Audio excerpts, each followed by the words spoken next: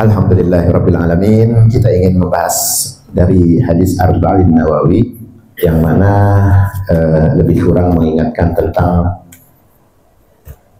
nikmatnya kita bermasyarakat, ya. Menceritakan tentang baik buruknya amalan, ya. Amalan apa nih yang mendatangkan ketenangan, amalan apa yang mendatangkan kegundahan dan kegelisahan. Anin Nawas bin Sam'an radhiyallahu anhu, an Nabi sallallahu alaihi wasallam, al-birru husnul khuluq wal ithmu ma haka fi nafsi wa karihta an yattali alaihi nas. Yang artinya dari Rasulullah sallallahu alaihi wasallam bersabda, kebaikan adalah akhlak, ya. Jadi kebaikan itu adalah akhlak yang baik. Dan dosa adalah apa yang terasa mengganggu jiwamu. Itu dosa tuh. Terasa gelisah nggak kalau kita ngelakonin? Itu ganggu jiwa tuh. Udah dialamatin, udah dosa itu namanya. Wa yakhafu an yattali alaihi nas. Jadi udah begitu dia nggak pengen diketahui manusia, nggak pengen ketahuan banyak orang. Jadi bedain pahala sama dosa, kebaikan, ya. Kebaikan itu yang mendatangkan ketenangan jiwa. Kayak kita ngaji nih, sekarang nih, kira-kira malu nggak ketahuan orang? Enggak. Nenangin jiwa nggak? Nenangin jiwa. Nah, itu kebaikan. Tapi ada yang bentuk amalan yang kalau kita kerjain itu bikin kita takut, gelisah, bikin kita gundah gulana. Ditambah lagi kita ogah ketahuan sama orang. Jadi koruptor kalau lagi pengen nyomot duit, ya kerjasama menafsunya, jangan ketahuan orang. Pinternya dibuat nafsunya. Belajar S3-nya, profesornya buat apa? Buat ngejahatin. Ya, dia nggak pengen orang lain tahu. Itu dosa. Itu yang gede. Yang kecil mah banyak. Misal kalau kita maksiat sendiri, misal kalau kita ngomongin sampai kelebihan, menghasut sampai kelebihan, sampai kita berasa jangan sampai ketahuan orangnya loh. Nah, itu udah dosa itu. Itu kalau mau beda itu. Ya. Jadi kalau kita melakukannya itu terasa gundah gulana. Ya. Lalu Rasulullah juga meneruskan, "Ji'ta tas'alu 'anil birri, qultu na'am." Ketika ada sahabat yang menanyakan, "Apakah engkau datang untuk menanyakan kebaikan?" Beliau berkata, "Na'am." Sahabat itu, "Istafsi qalba, al-birru ma matma'anna ilaihi nafs wa matma'anna ilaihi al-qalb."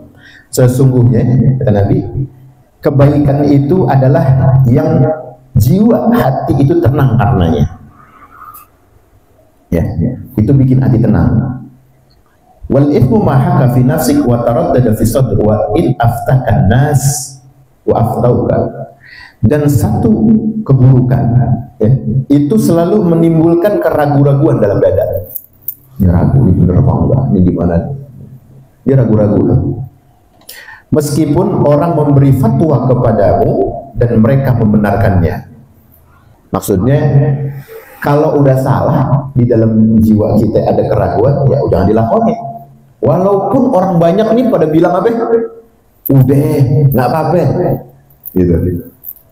Jadi kalau udah berasa ada keraguan dalam hati, terus kita mau ngelabrak, nah ini aja nih. Kita belajar nih, kalau riba haram, nyakitin orang diem-diem kan nggak boleh, saudara difitnah kan nggak. Ya dilarang kan, nggak boleh. Kok tiba-tiba ada amalan-amalan itu yang menggiring kita untuk masuk ke dalamnya? Kita ragu nih, boleh nggak ya? Boleh nggak ya? Gitu. Karena ilmu itu ada, jauhin. Waduh, ini udah bahaya nih. Rata-rata keraguan itu beratnya kemana? Beratnya ke jelek. Orang kalau sama keraguan, udah pasti beratnya jelek. Tapi kalau mau kebaikan, hakul yakin kita nggak bakal ragu, pasti baik. Tenang waktu ngelakoni. Ente mau ke masjid, ente perlu takut apa? Ente mau ke majelis, ente perlu khawatir apa? Walaupun anak bini ngelarang, dunia melarang, kalau ente yakin, ngapain takut? Kan gitu maksudnya. Apa yang diragukan? Kan nggak ada. Kan keyakinan. Yakin bener. Beda kalau jahat. Satu kejahatan yang bernaung kepada nilai ibadah, kalau emang kejahatan, takut ketahuan, ragu dia. Duit boleh nyolong, gua pergi umroh misalnya ya, misalnya pergi umrohnya. Pakai duit nyolong nih, insya Allah nih dosanya nggak banyak-banyak amat, ntar lebihnya baru bisa buat makan. Nggak bisa. Nggak bisa. Itu ada keraguan. Ya. Dan dia takut ketahuan orang kan pastinya. Ya, duit boleh nyolong. Tahu orang, coba kalau itu nyolong. Ini digempur dia. Walaupun itu berbalut ibadah. Itu maksudnya. Nggak bisa. Orang lain berfatwa nih. Ya, nggak apa-apa, nggak apa-apa. Hati-hati, itu keburukan kata Nabi. Yang hati kita ya taradda. Ya. Hati kita itu terasa gundah gulana. Nah, itu tanda di sana ada timbulnya dosa. Dan itu harus dijauhin. Bukan didiemin. Ya. Ada keraguan-keraguan dalam jiwa. Ya. Yang kedua, siapa yang melakukan sesuatu perbuatan dari hikmah tersebut, hendaklah dia menanyakan hal tersebut pada dirinya yang baik. Pada diri jiwanya yang emang udah dibekali ilmu, tanya pada dirinya, itu mau ngapain aja tuh, coba bertanya anin nafsi. Ya. Terus juga dari hikmah tersebut adalah anjuran bagaimana bisa berakhlak mulia dari akhlak yang unsur kebaikannya itu gede. Nah ini, kalau kebaikannya gede, nenangin, ya, lakonin. Nah itu insya Allah memberikan rahmat kita jauh lebih besar. Artinya keberuntungan. Rahmat itu bukan apa istilahnya cuma datang bakal ilmu, enggak, datengin keberuntungan. Sering majelis nih, ente pikir bukan ilmu doang dapat, apa gitu terus kumpul-kumpulnya, capek ceritanya, enggak. Allah datengin rezeki. Makanya nikmatnya kita sering kumpul sama yang menangin jiwa kita karena Allah. Didatangkan kenikmatan itu bukan sekedar jiwa, tapi dunia ikut datang keberuntungan. Ya, alhamdulillah ada kabar baik kalau aja orang-orang yang istiqomah di majelis kita ini mendapatkan nominasi, ya, terutama pandangannya guru ke murid. Kalau sering kelihatan kan beda. Nominasi itu mendatangkan juga rahmat, karena guru kalau udah mandang murid sering-sering beda. Ada rasa mahabbah cinta memiliki, yang kalau ada rayuan dari guru untuk mengangkat dia, mendampingi guru misalnya, pasti yang diingatkan murid yang sering kelihatan. Guru dikasih percaya, Ustaz, aneh pengen sedekah misalnya, mau ngajak jalan-jalan ziarah plus sama bekal-bekalnya, tapi antum yang nentuin ya. Nah ini kan tugas berat guru sebenarnya. Makanya pandangan itu mendatangkan rahmat ketika bukan cuma nenangin, tapi apa, urusan dunia pun akan mengundang. Yaitu yang kalau masih hidup, udah mati beda lagi. Udah mati terus kita didoain. Kalau udah nggak ada ini, ya, ahli majelis terus kecucuran, jadi nggak pernah berhenti. Kenangan-kenangan dia waktu sering bermajelis dan istiqomah bakal kebawa terus walaupun dia nggak ada. Tuh umat Nabi nikmat banget. Ada amalan istiqomah yang dilakonin sama hambanya, sama umatnya Nabi. Kalau dia udah nggak ada, masih terus ketulis. Karena cintanya Allah sama dia, diudahin. Dah, cukup kau mengemban nafsumu selama ini, lalu aku jemput untuk menghadapku.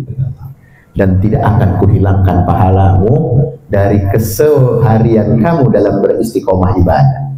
Nikmat. Makanya salah satu kekasih Allah itu diberikan terus rezeki walaupun dia udah meninggal, udah nggak ada. Ya. Jadi nikmatnya istiqomah ibadah, zikir, ya, ngaji, itu nggak berhenti. Yang berhenti emang usia kita, waktu kita, habis waktu kita kan. Tapi apa terus menutup rahmatnya Allah dari amalan istiqomah kita? Enggak nutup. Terus dikasih sama Allah. Kalau aja ente dikasih umur 1000 tahun kira-kira istiqomah enggak begitu. Itu aja nilainya.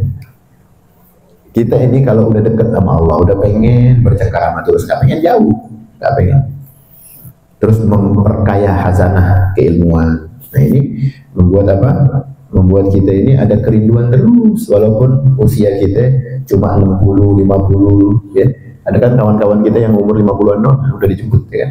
Udah dipanggil sama Allah. Tapi kalau dia punya amalan istiqomah dalam ibadah terus dihitung. Makanya perbanyak, padetin, rapetin, jangan bosen, jangan capek. Ya, kalau lagi diuji sama hal-hal yang sifatnya berat, datang kumpul. Ustaz ada waktu nggak? Datang. Kalau namu-namu ada teman-teman yang di sini datangin. Ya, karena permasalahan itu akan terlerai dan terurai kalau kita datang sama orang-orang baik. Dan panjangin umur dan banyakin rezeki juga. Itu salah satunya. Makanya di sini dari hadis tadi menganjurkan kita untuk apa? Melihat terlebih dahulu dari tatapan hukum. Ya, jadi kalau kita mau ngapa-ngapain itu melihat dulu, mengambil tindakan, ambil yang paling dekat dengan ketakwaan dan kewaraan. Jadi kalau emang kira-kira kok ngedatengin apa madorot, ya jangan. Mudah-mudahan dari pembahasan kita ya ada manfaatnya dan mendatangkan rahmat Allah lebih banyak ya, lebih deras lagi ke dalam kehidupan kita ya, di dalam keseharian kita dalam ibadah. Mudah-mudahan cinta Allah tak pernah hilang dari diri kita. Ini setiap majelis kita doa begini aja nggak bosan-bosan. Kenapa? Karena yang kita bahas adalah cinta Rabbul Alamin. Karena yang kita hadapi ini adalah badai deras di dalam kehidupan. Kita keluar dari sini udah banyak banget ujian lagi. Nah, kita makanya nggak bosan-bosan minta perlindungan Allah. Dan salah satu nikmatnya juga kalau kita ingin istiqomah, ya salah satunya itu kita didoain sama teman-teman yang hadir. Ya. Sesekali aja mendatangkan rahmat, apalagi sering. Ya. Makanya jangan jauhi ketika ada panggilan, ada undangan.